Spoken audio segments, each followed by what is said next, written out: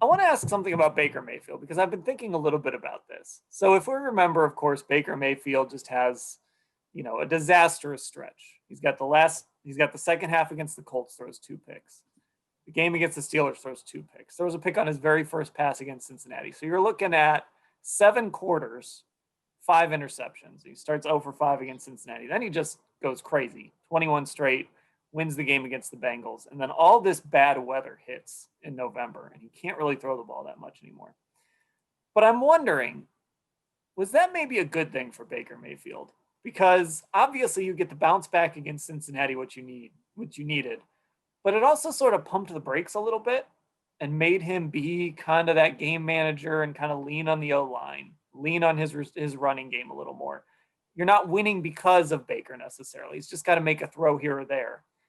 And it sort of helped him develop a little more in that aspect. Then he comes out of that weather and has a pretty good game against Jacksonville and is great the last 3 weeks.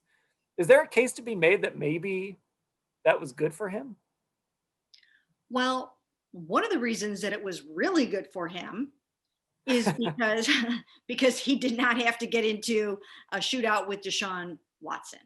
So that was one of the reasons that it was great for him, and great for the Browns is because we saw what Deshaun Watson did a little bit before that and went on to do right after that, which was have amazing games. So I always think back to that and think, boy, they got a little bit lucky with the weather being their 12th man there. But as far as Baker having to take a step back, I don't know. I don't know. I think one way that it did help him is that if he has to go play in a bad weather game in Buffalo, or if he has a bad weather game in Cleveland, they learned some things. They had a game against, was it the Raiders where they dropped 5 passes? Yep. Was that the one? So they had a game where that happened. Okay, Jarvis never wants to have that happen again. None of the receivers ever want to have another game like that again. So I think more so than anything, they learned how to play in some bad weather, and I think that will serve them well as they move forward into some bad weather playoff games. Okay, so Mary Kay, no pun intended here, throwing water on my theory. Ellis, am I wrong? Am I crazy? No, Dan, I actually like your theory. See?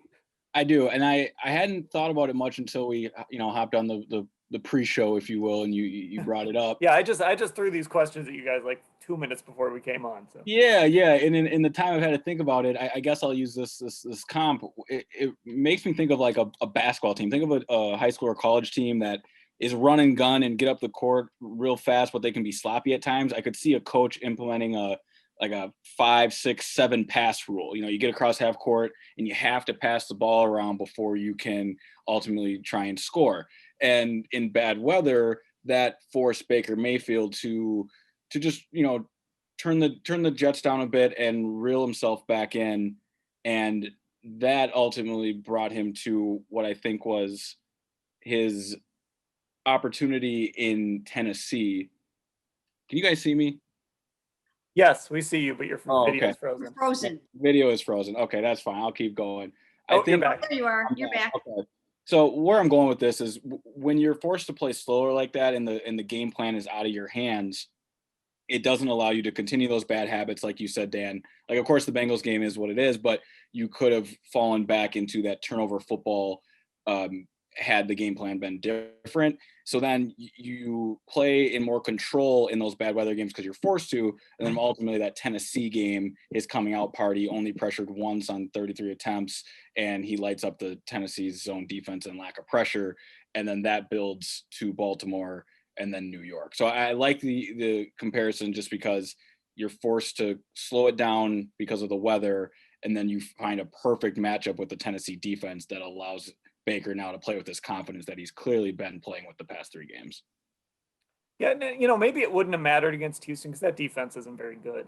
But maybe the fact that he didn't have to play a shootout against the Texans, and it wasn't Baker versus Deshaun. It was just the Browns kind of being the Browns. I guess a part of me thinks maybe this coaching staff was able to, sort of continue that incremental building back up, I think, of Baker Mayfield, which is what I really think has happened since that Pittsburgh game. It's just been this very slowly building him back up to where they want him to be within this offense. And maybe it helped them take a step back and kind of show him, look, it's okay to lean on Nick Chubb and Kareem Hunt every now and then. We don't need you necessarily to go out and win every game like you did the Cincinnati game.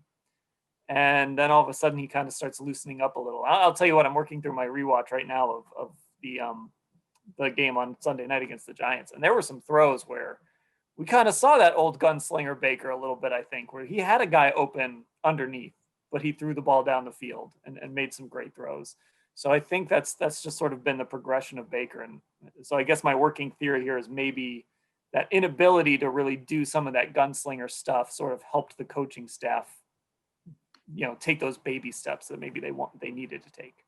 Well, I think that they were ready to get the passing game cranked up sooner than they did, but because of the weather, they couldn't. And I really think that, that some of the things that you saw him do later, he would have done in those games, and they would have tried to do those things in those games, especially against some challenged defenses, if they could have. And I don't think it could have hurt him to try to do that and to take some risks and to take some chances. He probably would have been that much further ahead as they head into this stretch and into the playoffs, had they been able to start honing that passing game a little sooner than they did and unleashing the beast a little sooner than they were able to. But I mean, I see your point. I mean, I can see where, taking a step back, may have helped him in a way. But the benefits that I see are more figuring out how the heck to play in that kind of weather. And other than that, I think they wanted to get it rolling sooner.